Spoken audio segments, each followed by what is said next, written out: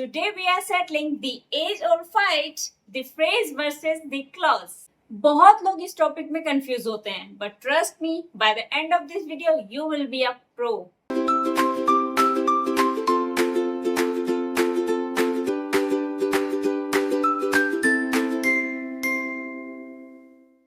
सबसे पहले हम समझेंगे व्हाट इज फ्रेज. तो अगर हम फ्रेज के बारे में सोचते हैं ना, तो वो एक ग्रामर पजल पीस के जैसा है. It has words but it is missing something major. A subject verb pair. मैं बोलती हूँ अंडर द टेबल. आपकी समझ में तो सेंस आ गया कि अंडर द टेबल की बात हो रही है, बट क्या ये समझ में आया कि कहाँ अंडर द टेबल? हॉल में, बेडरूम में, स्टडी रूम में, कहाँ अंडर द टेबल? नहीं क्लियर हुआ. मैंने बोला माय कूल टीचर. अब मैं किस टीचर की बात कर रही हूँ, किसके बारे में बात कर रही हूँ, ये समझ में नहीं आया. ये समझ में तो आ गया हाँ कि टीचर के बारे में बात हो रही है कि कूल है, माय कूल टीचर. बट किस टीचर के बारे में, किसके बारे में बात हो रही है, ये क्लियर नहीं हुआ है. तो इन सारे एग्जाम्पल से आपको क्या समझ में आया? सच अ ग्रुप ऑफ वर्ड्स. तो ऐसे ग्रुप ऑफ वर्ड्स जिसका विच मेक सेंस, जो सेंस तो देते हैं, जिसका मतलब तो समझ में आता है, बट नॉट कंप्लीट सेंस. लेकिन कंप्लीट सेंस नहीं क्लियर होता है. ठीक है, ऐसे ग्रुप ऑफ वर्ड्स जिसका सेंस तो क्लियर होता है बट नॉट कंप्लीटली, तो उसे हम फ्रेज कहते हैं. Let's see an example.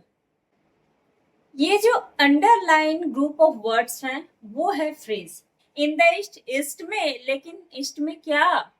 On a wall, wall पर, लेकिन वॉल पर क्या? ऑफ द माउंटेन्स, माउंटेन का, लेकिन क्या माउंटेन का क्या? मतलब कंप्लीट सेंस समझ में नहीं आ रहा है. तो इन एग्जांपल से आपको समझ में आ गया कि फ्रेज क्या है? A group of words which make sense but not complete sense. तो फ्रेज क्या है? ऐसे ग्रुप ऑफ वर्ड्स हैं जिसका मतलब तो समझ में आता है बट कंप्लीटली नहीं, जो सेंस तो देता है बट कंप्लीट सेंस नहीं क्लियर करता है, तो वो होता है फ्रेज. आई होप आप सबको फ्रेज समझ में आ गया है. तो जल्दी से आप इसे नोट कर लीजिए या फिर स्क्रीनशॉट ले लीजिए, आगे की प्रैक्टिस में आपको हेल्पफुल होगा. Now let's understand what is the clause. तो क्लॉज के पास सुपर पावर्स हैं, क्योंकि उसके पास सब्जेक्ट भी है और वर्ब यानी एक्शन वर्ड्स भी हैं. तो ऐसे group of words which forms part of a sentence and contains a subject and a predicate is called the clause. तो यह क्लॉज जो होता है, यह वह शब्दों का समूह है, यह शब्दों का वह समूह है जो सेंटेंस का एक पार्ट बनाता है, सेंटेंस का एक पार्ट बनाता है, और उस पार्ट में सब्जेक्ट भी होते हैं और प्रिडिकेट भी होते हैं. Let's understand an example. People who pay their debts are trusted. अब इसमें जो अंडरलाइन किया गया है वो है क्लॉज. ठीक है, who pay their debts are trusted. तो सेंटेंस का मतलब समझ में आ रहा है कि नहीं? Who pay their debts are trusted, इसमें पीपल लगाएं या ना लगाएं, अंडरस्टूड है. ये कहा जा रहा है कि जो लोग कर्ज चुका देते हैं उन पे ट्रस्ट किया जाता है. तो अगर हम पीपल लगाए ना लगाए, यहाँ पे हु लगाया हुआ है, और हु मतलब यहाँ पे क्लियर है कि उन लोगों की बात हो रही है जो कि कर्ज चुका देते हैं. हु पे देयर डेट्स, जो अपना कर्ज चुका देते हैं, आर ट्रस्टेड, उन पे ट्रस्ट किया जाता है, वह ट्रस्टवर्दी होते हैं. तो सेंटेंस भी क्लियर है, इसके सेंस भी कंप्लीटली क्लियर आ रहा है, और इसमें हु यानी कि सब्जेक्ट का भी मेंशन किया गया है, और इसमें पे भी है जो एक वर्ब है. तो समझ में आ गया कि क्लॉज क्या होता है? ऐसे ग्रुप होते हैं वर्ड्स का जिसमें सब्जेक्ट भी होता है और प्रेडिकेट भी होता है, और ये सेंटेंस का एक हिस्सा होता है, एक पार्ट होता है. नेक्स्ट है we can not start while it is raining. अब इसमें क्लॉज क्या है? While it is raining. जब तक बारिश हो रही है तब तक हम स्टार्ट नहीं कर सकते हैं. तो यहाँ पर व्हाइल इट इज रेनिंग का सेंस अच्छे से क्लियर हो रहा है, और इसमें वर्ब भी है और सब्जेक्ट भी है, यानी सब्जेक्ट भी है, प्रेडिकेट भी है. तो ये कंप्लीटली सेंस भी आ रहा है, इसमें सब्जेक्ट भी है और प्रेडिकेट भी है, और ये एक सेंटेंस का हिस्सा है. अब देख सकते हैं we can not start while it is raining, ये पूरे सेंटेंस का एक पार्ट है, एक हिस्सा है. तो ये क्लॉज है. नेक्स्ट है I think you have made a mistake. You have made a mistake, ये क्लॉज है, ठीक है। और ये एक देख लीजिए, ये एक सेंटेंस का हिस्सा है और इसमें सब्जेक्ट भी है और वर्ब भी है, यानी कि प्रेडिकेट भी है। तो देखा आपने, clause is like a mini sentence that actually gives meaning. तो जल्दी से आप इसे नोट कर लीजिए या फिर स्क्रीनशॉट ले लीजिए, फिर हम चलते हैं नेक्स्ट पार्ट पर।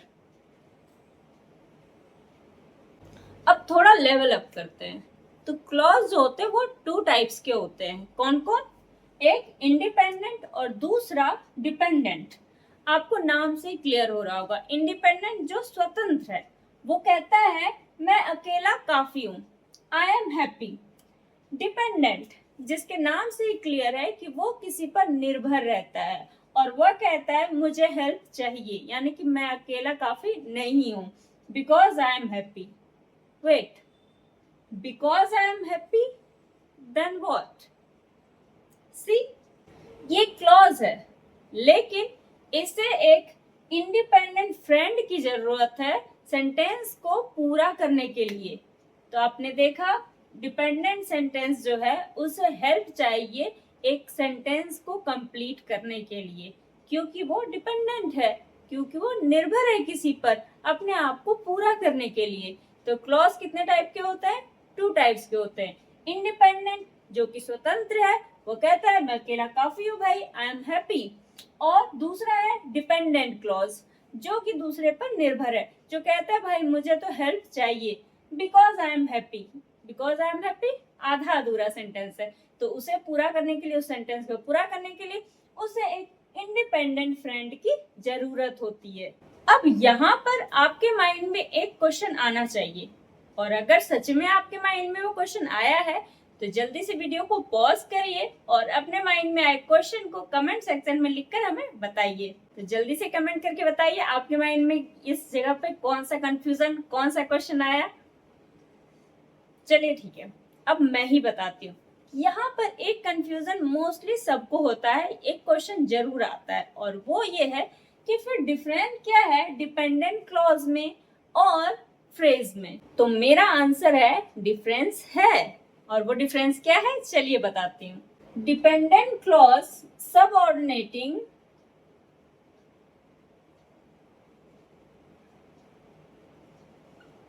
कंजंक्शन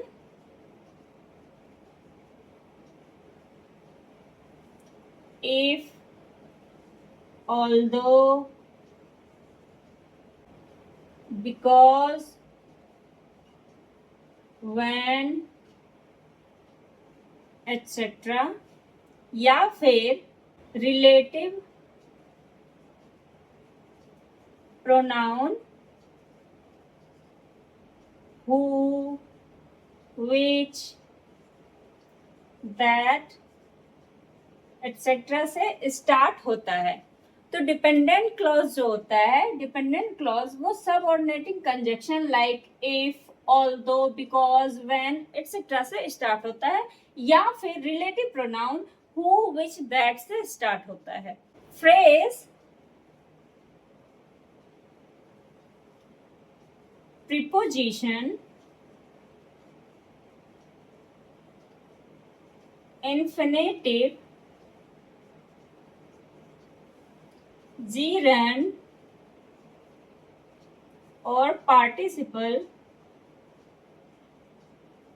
इन सब से स्टार्ट होता है, जैसे कि preposition in, on, in the room, on the wall, under the table, infinitive लगा के, जैसे कि to learn English, to help others, gerund लगा के रीडिंग बुक्स और प्लेइंग क्रिकेट, पार्टिसिपल लगा के broken by the storm, walking alone the road.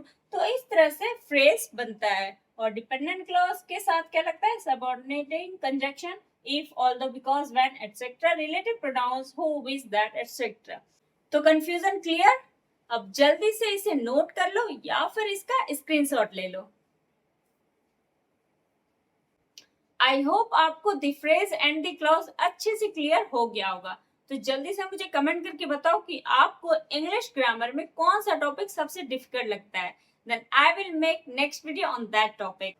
Now see you in next class. Till then, take care and keep practicing. और हाँ, video को like share and channel को subscribe करना ना भूलना।